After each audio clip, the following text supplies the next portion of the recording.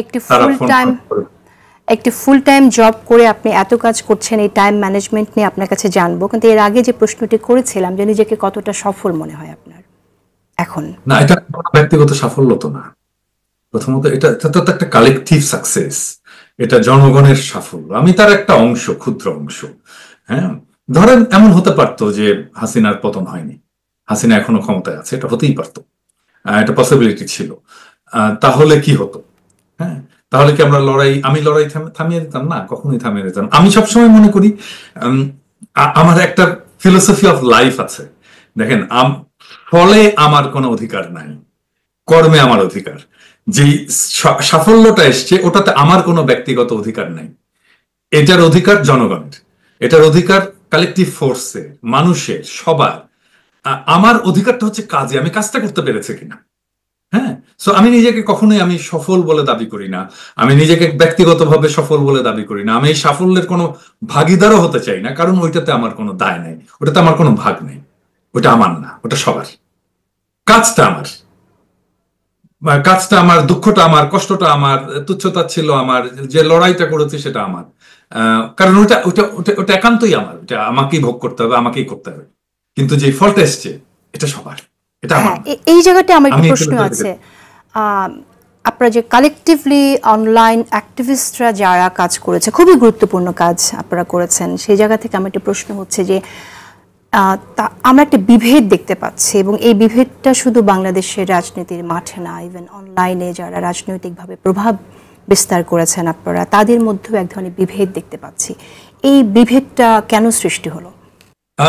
দেখেন, আমি এটা কমপ্লিটলি একটা ডিফারেন্ট অ্যাঙ্গেল থেকে দেখি। হ্যাঁ, আমরা যারা একসাথে লড়াই করেছি, আমরা যারা একসাথে হাসিনা বিরোধী লড়াইয়ের সহযোদ্ধা ছিলাম, সেই বন্ধুত্ব, সেই সম্পর্কটা সেটা সব সময় থাকবে, এবং আমার ডিপ রেসপেক্ট আছে তাদের উপরে, প্রত্যেকের উপরে, যারা একসাথে আমরা কাজ করেছি। কিন্তু দেখেন, সমাজ তো একটা স্থির বিষয় না। হ্যাঁ, আমাদের নানা চিন্তা ছিল, ওখানে ডান ছিল, বাম ছিল, ইসলামপন্থী ছিল, ওইখানে আলট্রা লেফট ছিল, এমনকি নাস্তিকেরাও ছিল, সব ধরনের লোক এসেছিল। ওখানে দুইটা পক্ষ ছিল, হাসিনা, হাসিনা বিরোধী। তো ন্যাচারালি আমরা সবাই হাসিনা বিরোধী পক্ষে ছিলাম, যারা অ্যান্টিফ্যাসিস্ট মুভমেন্ট করেছি। এইটা বুঝতে হলে, এই জিনিসটা বুঝতে হয় আসলে কমিউনিস্টদের ফিলোসফি থেকে। সেটা হচ্ছে যে সমাজটা হচ্ছে একটা নদীর মতো, এখানে নানা ধরনের স্রোত থাকে। নদীতে কিন্তু একটা স্রোত থাকে না, ছোট বড় একটা প্রধান স্রোত থাকে, কিন্তু ছোট বড় নানা ধরনের স্রোত থাকে, নানা ধরনের ঘূর্ণি থাকে। হ্যাঁ, তো সমাজে নানা চিন্তা থাকে, অসংখ্য চিন্তা থাকে। এই চিন্তাগুলোর পাশে মানুষ জড়ো হতে শুরু করে। হ্যাঁ, এবং যেটা প্রধান চিন্তা হয়ে দাঁড়ায় তার পাশে সবচেয়ে বেশি মানুষ এসে জড়ো হয়। তো আমাদের প্রধান দ্বন্দ্বটা ছিল, হাসিনা যখন রেজিমে ছিল, ফ্যাসিবাদ থাকবে নাকি ফ্যাসিবাদ থাকবে না। তো আমরা ফ্যাসিবাদ থাকবে না সেই পক্ষে সবাই এক হয়েছিলাম, ওটাই প্রধান দ্বন্দ্ব হয়েছিল, সবাই এসে ওইখানে মিট করেছিলাম। এখন ফ্যাসিবাদ চলে গেছে, নাই। তাহলে এখন সমাজের দ্বন্দ্বগুলো কি কি? আমাদের প্রত্যেকের যে নিজস্ব ন্যারেটিভ, আমরা সেই নিজস্ব ন্যারেটিভ নিয়ে আমরা এখন আগাচ্ছি। সব সোসাইটিতে প্রবলেম আছে, রাষ্ট্রে প্রবলেম আছে, সমাজে সমস্যা আছে। তো সমাজের সমস্যাটা কিভাবে সমাধান হবে, আমাদের প্রত্যেকের একটা ইমাজিনেশন আছে, কল্পনা আছে, যে আমি এইভাবে সমাধান করবো, প্রভাবে এইভাবে সমাধান হবে। তো সবার চিন্তা কি এক না? এক না, সবার চিন্তা আলাদা আলাদা আলাদা। এখন এই যে চিন্তার দখল, এটা তো নিতে হবে, নিবে, সবাই নেবে। আমরা সবাই আমাদের ইমাজিনেশনের জন্য লড়াই করি, ফাইট করি, আমাদের ইমাজিনড ওয়ার্ল্ড নিয়ে ফাইট করি। আমি একটা স্বপ্ন দেখি, আমি একটা স্বপ্ন দেখি যে বাংলাদেশ, আগামীর বাংলাদেশটা কেমন হবে। ধরেন জেসিন, আপনার একটা স্বপ্ন আছে আগামীর বাংলাদেশটা কেমন হবে, কিছু কিছু মিল আছে, কিন্তু সব কি মিলবে? না, মিলবে না। তো এইরকম প্রত্যেকের চিন্তার মধ্যে একটা আগামীর বাংলাদেশ আছে, প্রত্যেকের চিন্তার মধ্যে একটা আগামীর সম্ভাবনা আছে। সেই সম্ভাবনাগুলো তো এখন আমি যেভাবে করতে চাই, আরেকজন যেভাবে করতে চাই, সেটা তো এক না। যেমন ধরেন, আমার ইমাজিনেশনে আগামীর বাংলাদেশে আওয়ামী লীগ থাকবে না, আওয়ামী লীগ দলই থাকবে না। আগামীর বাংলাদেশে ধানমন্ডি 32 নম্বর থাকবে না, ওইটা মাটির সাথে মিশে যাবে। আগামীর বাংলাদেশে ইন্ডিয়ার কোনো হেজিমনি থাকবে না, ভারতীয় আগ্রাসনের কোনো চিহ্ন থাকবে না, ইন্ডিয়া কিচ্ছু করতে পারবে না বাংলাদেশে। আগামীর বাংলাদেশ হবে একটা সাম্যের সমাজ, আগামীর বাংলাদেশ হবে একটা ইনসাফের সমাজ। এটা আমার স্বপ্ন। এখন এই স্বপ্নের সাথে যে অ্যালাইন না, তার সাথে তো আমার ঐক্য বা থাকবে না। ন্যাচারালি আমি তার সাথে চলতে পারবো না, চলবো না।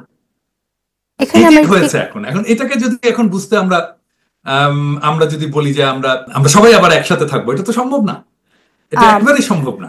ধরেন এখন একজন যে লেফট, আলট্রা লেফট, সে যেভাবে আগামী বাংলাদেশ চিন্তা করে তার সাথে কি আমার চিন্তা মিলবে?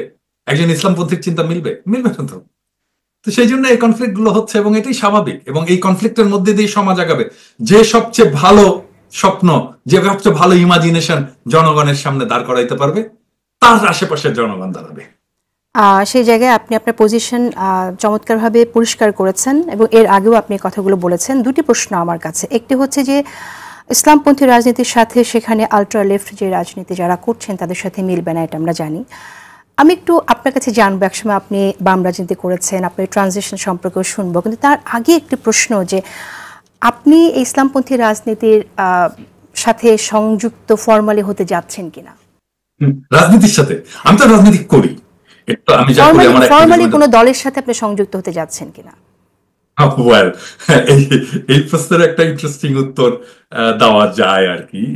মানে চার্লি চ্যাপলিনকে রাজনীতির ব্যাপারে প্রশ্ন করা হয়েছিল, তো উনি উত্তর দিছিলেন যে I remain just one thing and one thing only, and that is a clown. It places me on a far higher plane than any politician. তো আমি বাংলাদেশের রাজনীতিবিদদেরকে আমি ওনাদের প্রতি পূর্ণ শ্রদ্ধা রেখেই বলছি যে আমি বাংলাদেশের রাজনীতিবিদদেরকে খুব বেশি কি বলবো, আমি খুব বেশি পয়েন্ট দেই না আর কি। হ্যাঁ, আমি এই রাজনৈতিক দলগুলো আমার আকাঙ্ক্ষাকে ধারণ করতে পারে না।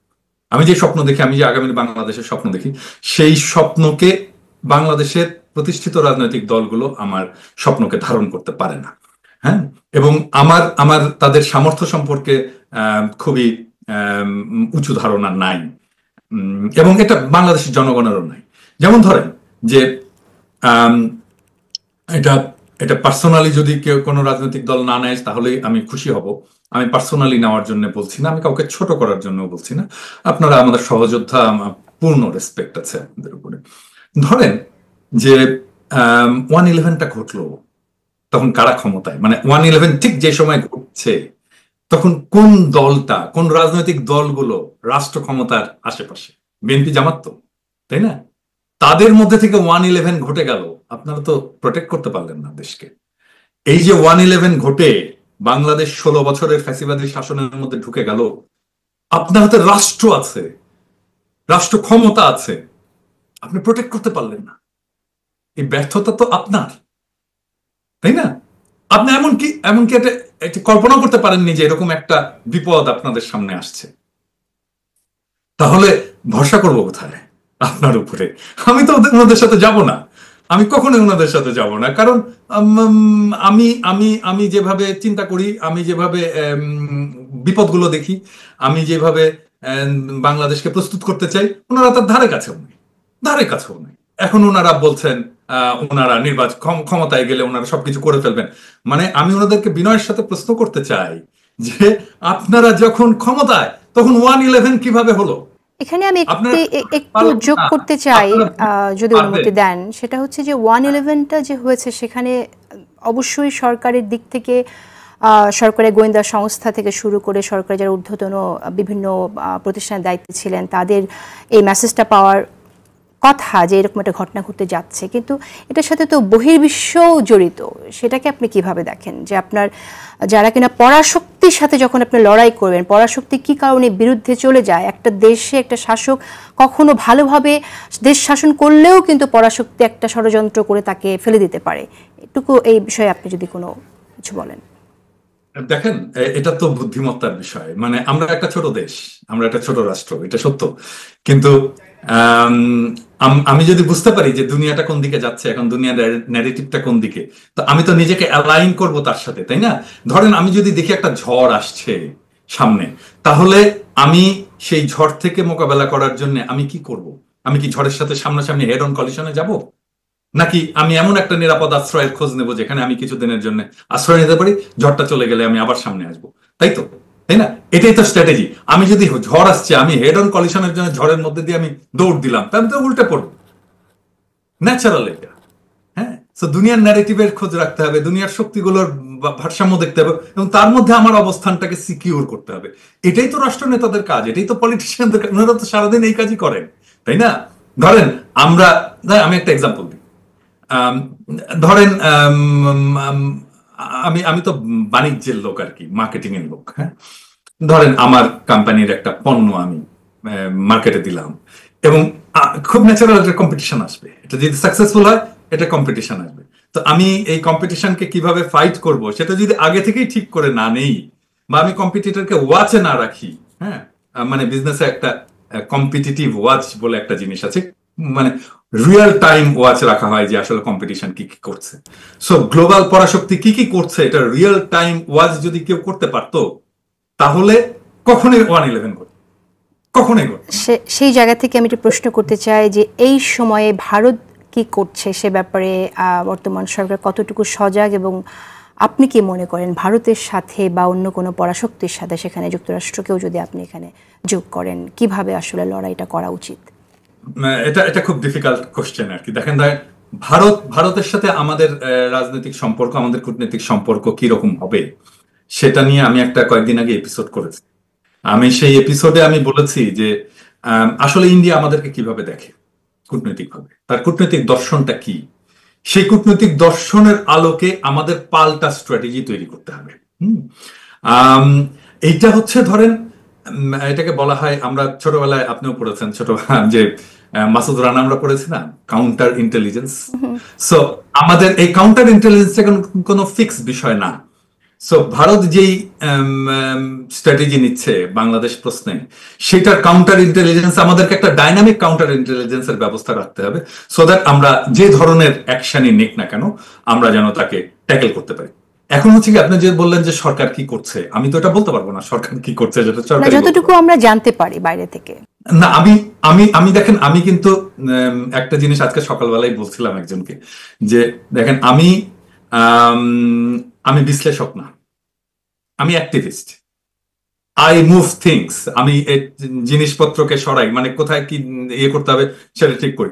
আমি as an activist, as a Bangladeshi activist, এবং বাংলাদেশে একজন পরিচিত অ্যাক্টিভিস্ট, আমি চেষ্টা করব যে আমি আমার মতো করে অ্যালাইনমেন্ট করার, আমি আমার মতো করে রাজনৈতিক শক্তিগুলোর সাথে সম্পর্ক করার আমি চেষ্টা করবো, এবং সেটা আমি করছি। আমি তো সেটা এখানে বলবো না, কিন্তু আমি যেহেতু পশ্চিমে থাকি, আমার অনেক জায়গায় রাস্তা খোলা, আমার অনেকের সাথে সম্পর্ক আছে, পরিচয় আছে, যোগাযোগ আছে, অ্যাক্সেসের জায়গা আছে। আমি সেই জায়গাগুলোকে অবশ্যই ব্যবহার করব, এবং যেন বাংলাদেশের রাজনৈতিক ভবিষ্যৎকে সিকিউর করা যায় সেই চেষ্টা আমি করব, এবং সেটার রাস্তা আছে। আমি বলে দিতে চাই না এখানে, কিন্তু আমি একটা ফেসবুক স্ট্যাটাস দিয়ে বাংলাদেশের রাজনৈতিক ভবিষ্যৎকে ধ্বংস হতে দেব না, এবং আমরা চেষ্টা করবো এটাকে সিকিউর করার জন্য যেভাবে করা সম্ভব।